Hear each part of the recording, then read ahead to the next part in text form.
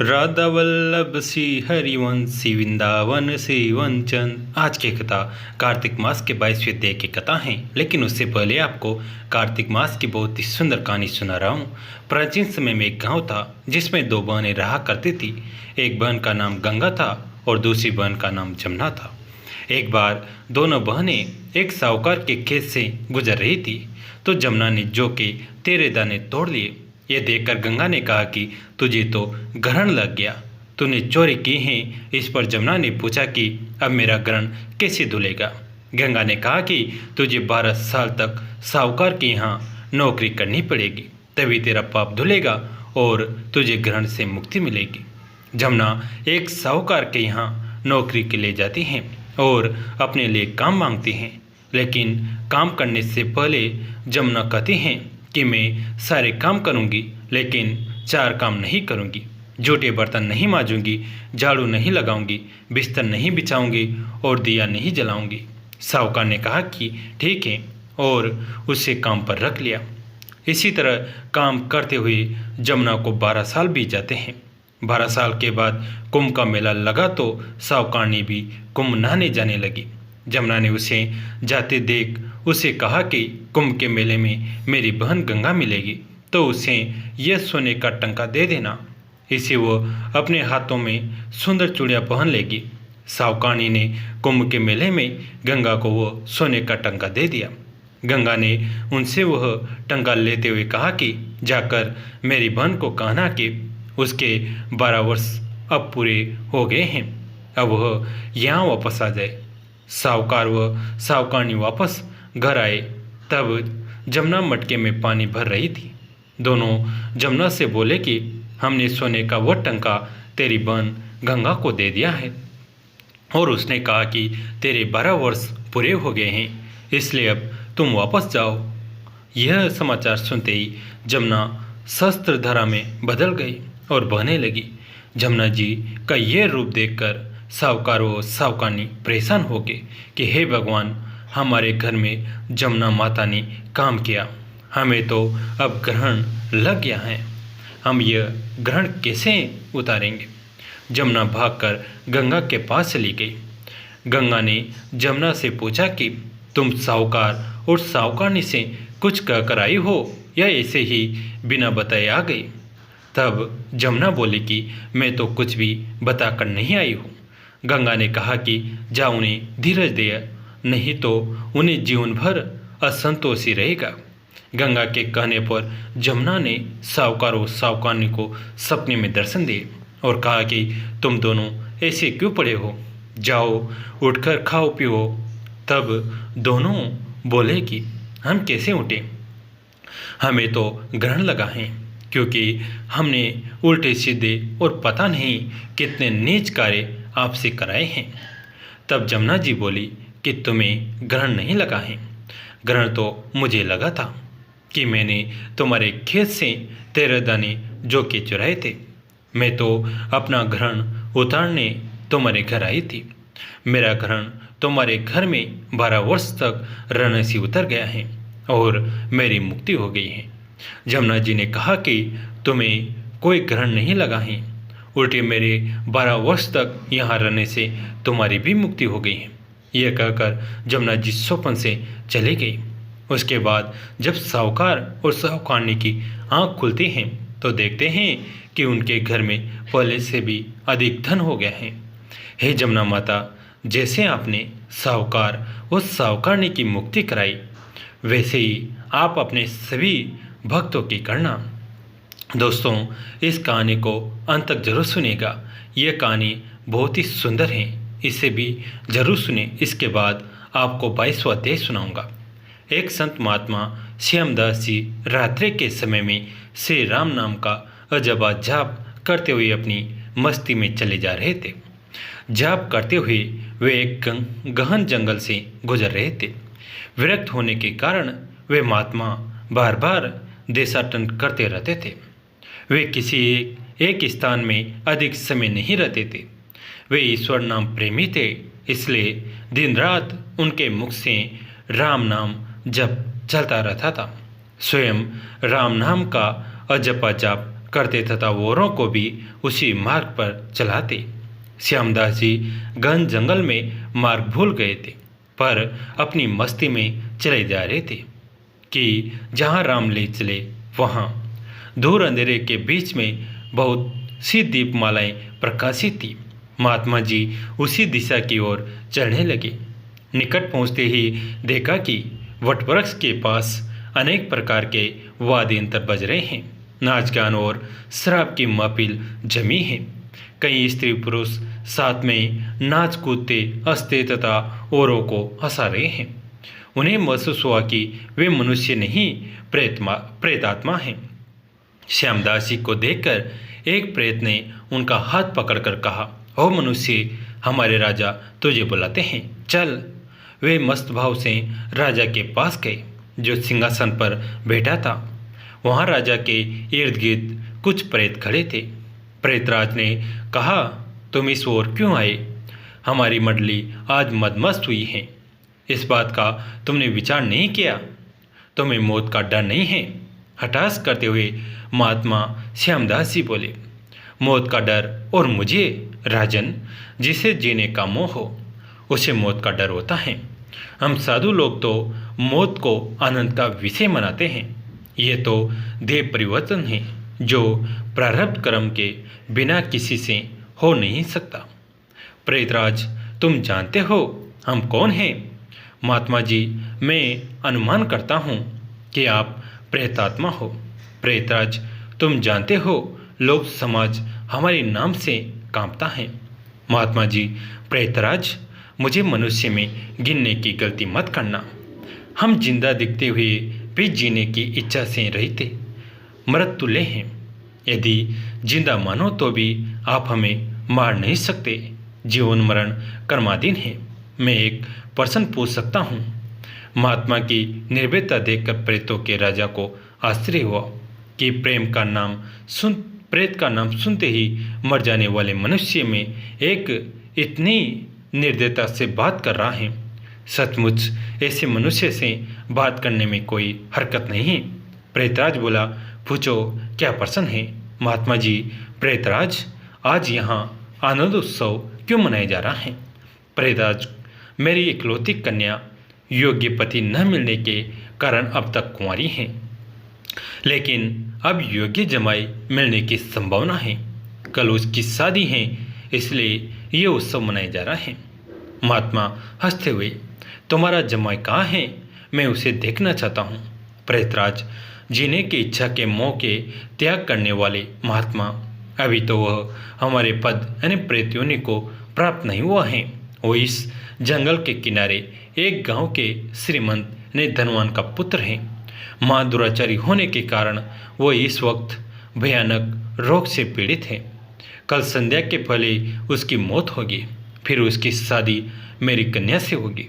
इसलिए रात भर गीत नृत्य और मद्यपान करके हम आनंद उत्सव मनाएंगे। श्यामदास जी वहाँ से विदा होकर श्री राम नाम का अजपा जाप करते हुए जंगल के किनारे के गांव में पहुँचे। उस समय सुबह हो चुकी थी। एक ग्रामीण से महात्मा ने पूछा, इस गांव में कोई श्री मान नाम का बेटा बीमार है? ग्रामीण, हाँ महाराज, नवलसा सेठ का बेटा साकलचंद 1 वर्ष से रोगग्रस्त है। बहुत उपचार किए पर उसका रोग ठीक नहीं होता।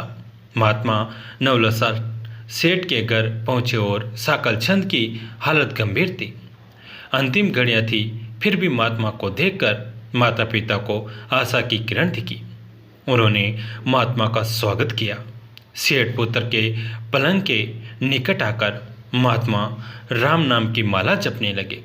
दोपहर होते होते लोग बढ़ने लगे। महात्मा, क्यों साकलचंद, अब तो ठीक हो?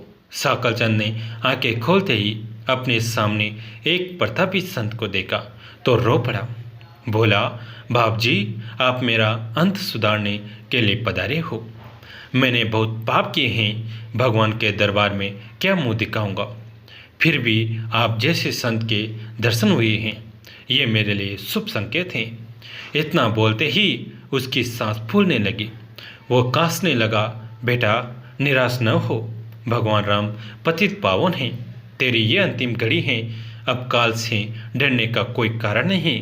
खूब शांति से चित्तवर्ती के तमाम वेग को रोककर श्री राम नाम के जप में मन लगा दो और जपा जाप में लग जा। शास्त्र कहते हैं, चरितम रघुनाथस्य सत्कोटिम परविस्तरम एकैकम अक्षरम पुण्य महापातक नाशनम। अर्थात 100 करोड़ शब्दों में भगवान राम के गुण गाए गए हैं। उसका एक एक अक्षर ब्रह्मत्यादि महापापों का नाश करने में समर्थ है। दिन ढलते ही साकलचंद की बीमारी बढ़ने लगी। वेद हकीम बुलाए गए, हीरा भस्म आदि कीमती वस्तुएं दी गई, किंतु अंतिम समय आ गया। यह जानकर महात्मा जी ने थोड़ा नीचे झुककर उसके कान में राम नाम लेने की याद दिलाई। राम बोलते ही उसके प्राण पखेर उड़ गए। लोगों ने रोना शुरू कर दिया। शमशान यात्रा की तैयारियां होने लगी। मौका पाकर महात्मा जी वहां से चल दिए। नदी तट पर आकर स्नान करके नाम स्मरण करते हुए वहां से रवाना हुए। शाम ढल चुकी थी। फिर वे मध्य रात्रि के समय जंगल में उसी वटवृक्ष के पास पहुंचे। प्रेत समाज उपस्थित था। प्रेतराज सिंहासन पर हताश होकर बैठे थे।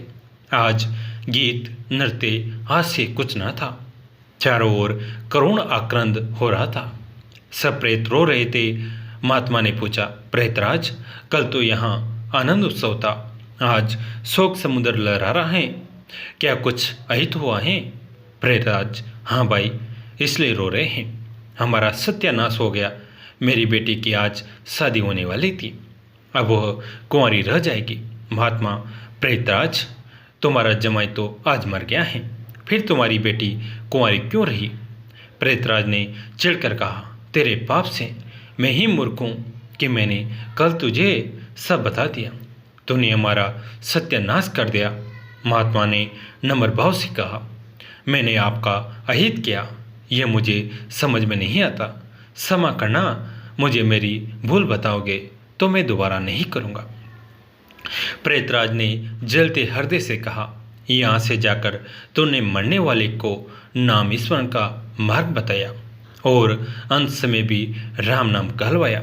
इससे उसका उद्धार हो गया और मेरी बेटी कुंवारी रह गई। महात्मा जी, क्या सिर्फ एक बार नाम जप लेने से वो प्रेत्योनि से छूट गया? आप सच कहते हो?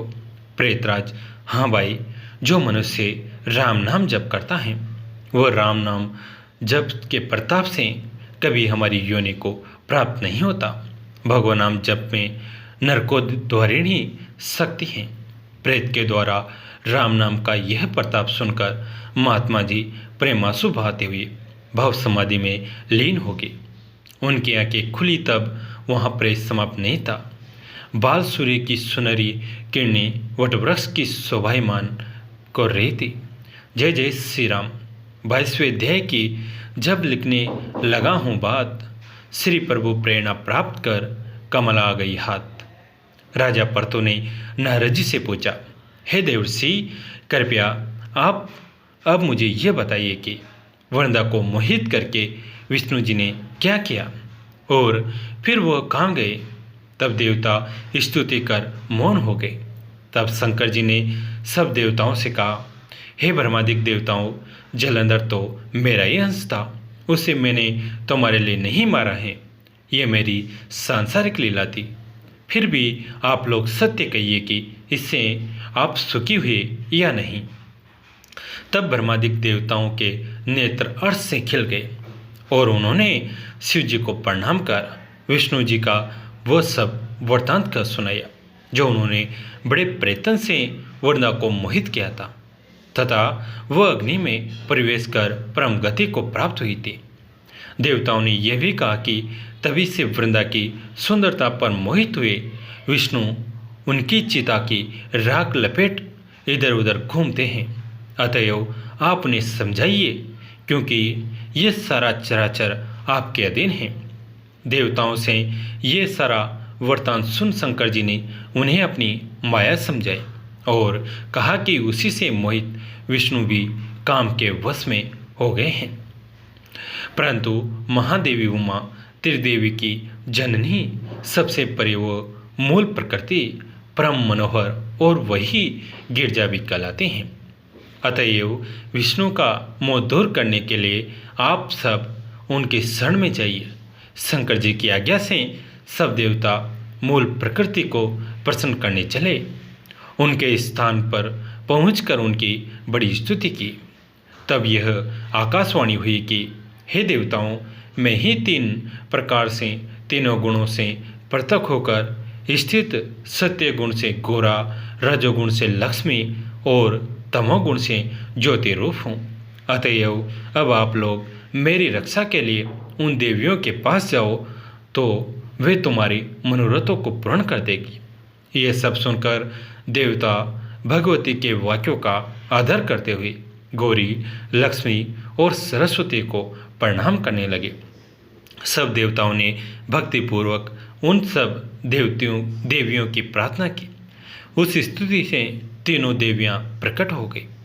सभी देवताओं ने खुश होकर निवेदन किया। तब उन देवियों ने कुछ बीज देकर कहा, इसे ले जाकर बो दो तो तुम्हारे सब कार्य सिद्ध हो जाएंगे। ब्रह्मादिक देवता उन बीजों को लेकर विष्णु जी के पास गए। वृंदा की चिता भूमि में डाल दिया। उसे दात्री, मालती और तुलसी प्रकट हुई। विधात्री के बीज से दात्री, लक्ष्मी के बीज से मालती और गौरी के बीज से तुलसी प्रकट हुई। विष्णु जी ने जो ही उन स्त्री रूप वाली वनस्पतियों को देखा तो वे उठ बैठे। कामासक्त चित्त से मोहित हो उनसे याचना करने लगे। धात्री और तुलसी ने उनसे प्रीति की। विष्णु जी सारा दुख भूल देवताओं से नमस्कार हो गए अपने लोक वैकुंठ में चले। वह पहले की तरह सुखी होकर शंकर जी का स्मरण करने लगे। ये आख्यान शिव जी की भक्ति देने वाला है। दोस्तों, कैसी लगी आज की कथा?